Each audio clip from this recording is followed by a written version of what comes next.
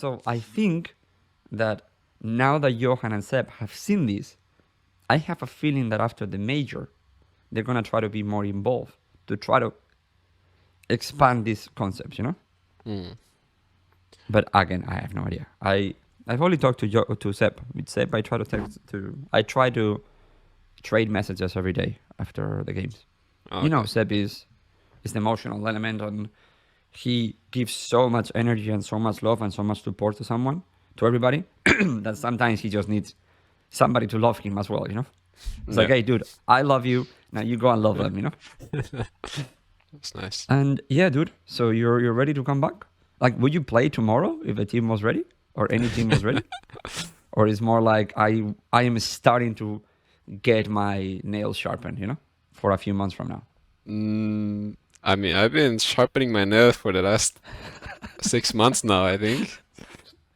And at some point, I felt like, I think it was like 2, 3 months ago, suddenly I Mm-hmm. felt like, I mean, I started winning more and I don't know, just started feeling better about my own game and more confident again. Like I was really like, before that, I felt like, I'm just tier below these mid players and all I have is just like some experience and like, I understand a couple things and that kind of stuff, but my mechanical side was kind of lacking and stuff like that. But now I feel like, I got my confidence back, and I feel like, I feel good about my game basically. I've been like itching for a while, and now that the major started, I'm like, I can't like, Fuck.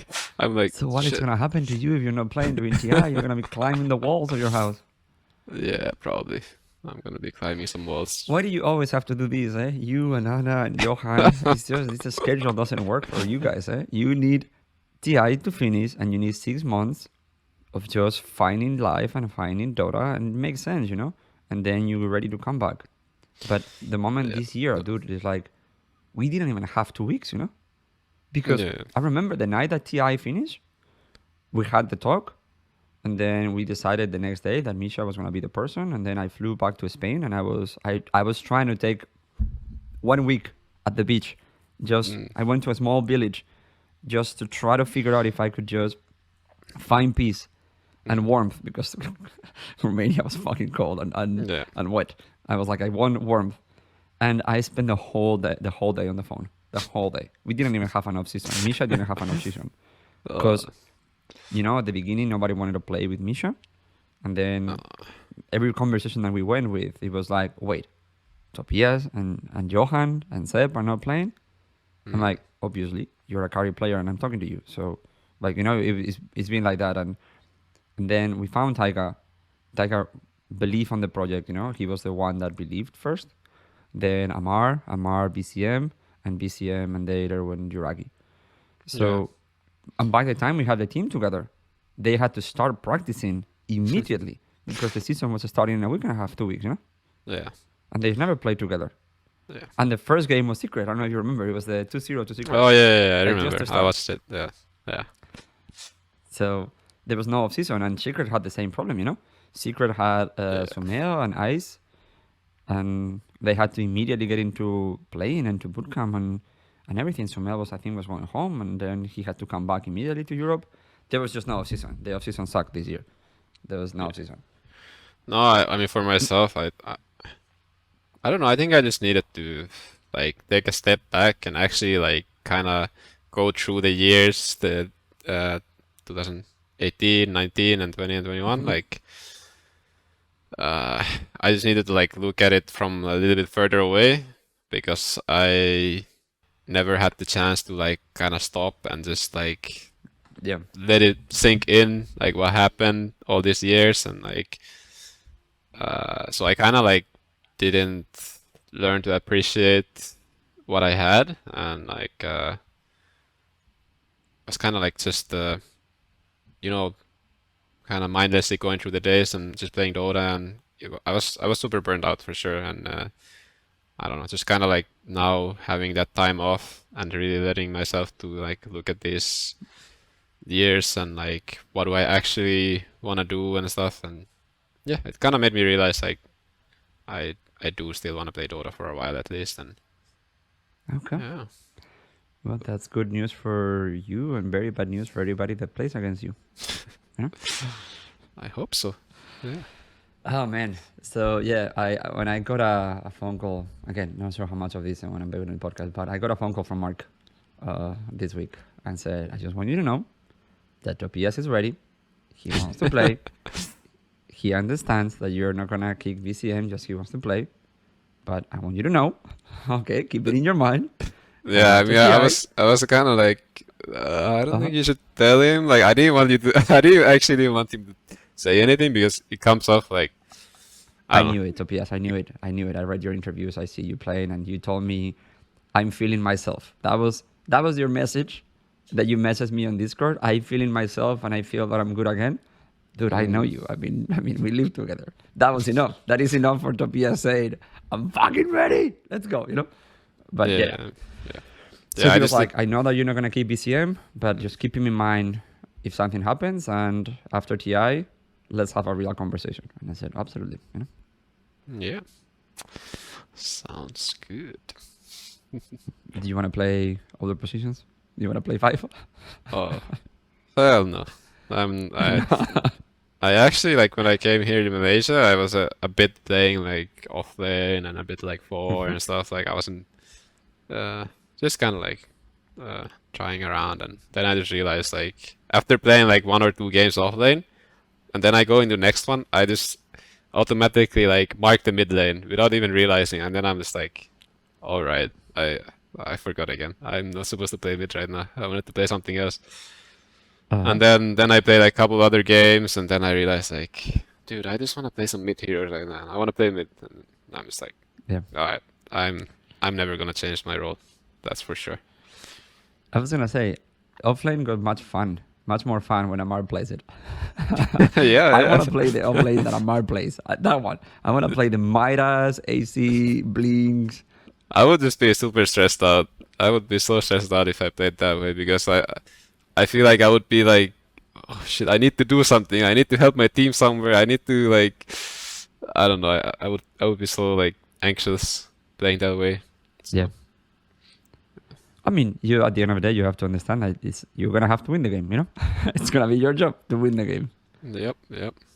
He's really I really admire him. Like he's really really cool. He's completely different from the other offense, like for sure. And props to OG, like you guys or we, I don't know if it's prop to us. everybody. I think he's the one bringing that and forcing that. I Yeah, think it's him. I think he brought it up. yeah, and the 4 others, like they are enabling it, and it's amazing. I think that, I mean, I've talked about this in other podcasts. It is commendable. Somebody like Juragi, that is normally the one that gets sacrificed, and still, join the game and say, okay, this is what I need to do. This is how I'm gonna have impact. I know he's gonna be the one taking the spotlight sometimes. But Juragi puts incredible stats. He plays super clean. Super clean, and he's constantly getting fucked in bad lanes. It's constantly, Yeah, constantly.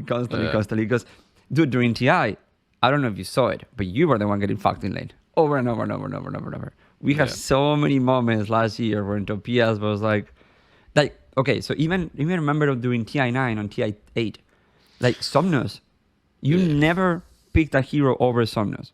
He picked Uh, over you every single game, no, the I, whole time. I watched some of those TI8 games and I just look Uh-huh. back and I'm like, how did I even like survive mentally like all this like beatdown? Like I actually feel like if I would go through that right now, like in games, I would just like I don't know if I can take it.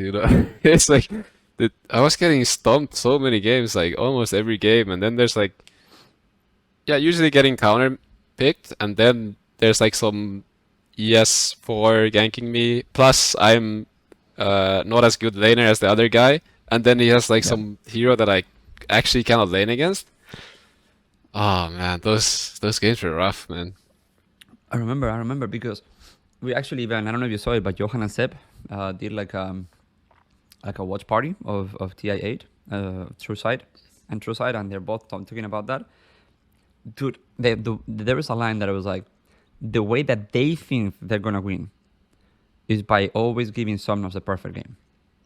Yeah. But we are not gonna let them win that way. Yeah. But you're getting fucked every time. Every time.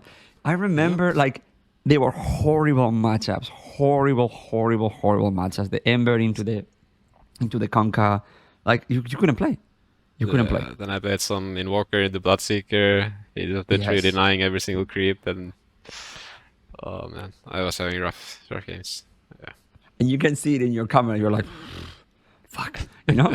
But it was like he never broke you. Well, like he nearly broke you. There is some moments you're like, there's holy shit, you know.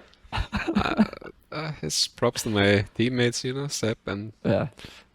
I guess Jesse and Johan. They all of them were like very calming, and you know, you can trust them. You know, when they say "Okay, it's all good," you're like, okay, it's all good. We keep playing. I think that was Anna for you as well, you know? Like you knew that even though you were getting fucked, you knew that Anna was getting a good game. So you were like, okay, I hope this guy can win the game later because I'm useless for the next 15 Yep. minutes, you know? Yep. But you found ways to coming back into the game every time, eh? Yeah, you found a way. Like that Invoker game that you're mentioning, yeah, you were falling behind, but then you found a little bit more, you know, space between 15 and 25, and you were back there, you know, in the top 4 of net worth. Yeah, I became mean, useful again. it was that was the Sep X game, and he was just making some space. I could literally just AFK hit jungle creeps and press Sunstrike. It's a good game. Yeah. Did you saw Yuragi playing? Sorry, like the BCM playing Invoker yesterday with the Exor, the one that you mentioned with the Midas. It was a great combo, fun combo. You know, the Mars into the Sunstrike, and Yeah. they have a few other setup. The Enigma into Sunstrike. So it's funny. Any of the heroes could Sunstrike you from any place. You know, sorry, Yeah. any of the heroes could set up a Sunstrike. Super Yeah. fun, and very interesting idea. Eh? Because then before it was like, okay, well the carry has the stop, and then the Sunstrike. But if any of the 4 other players can stun you into Sunstrike, oof, then it becomes super dangerous. Yep. A lot of burst. A lot of burst, huh? And I think, you think Exor Invoker is, because people don't play that much, it's getting a little bit of a bump? Because it looked very strong. And Cataclysm right now with Enigma is obviously stupid, you know? It's stupid. What a stupid combo. It's definitely been buffed a little bit while they've been nerfing the Guas specs. But it's like people are still. I mean, before like TI8, people were all playing like Xrd, and then it took them like 2 years almost for everybody to switch into Guas specs because it was way superior. And now I think it's kind of like leaning towards like being kind of even and stuff. Like there's games for both, but I think some games people are still going Guas specs when they should be going Xrd. But yeah, it's definitely like very different way of playing the hero because you are literally just sitting mid, and then you're the guy who needs babysitting instead of Quasvex is the guy who runs around like babysitting the others. But yeah, it pays off some games really well, and then some lanes it's like really strong also when you are Xrd because some melee heroes, for example, cannot last hit, and it's more dangerous for sure.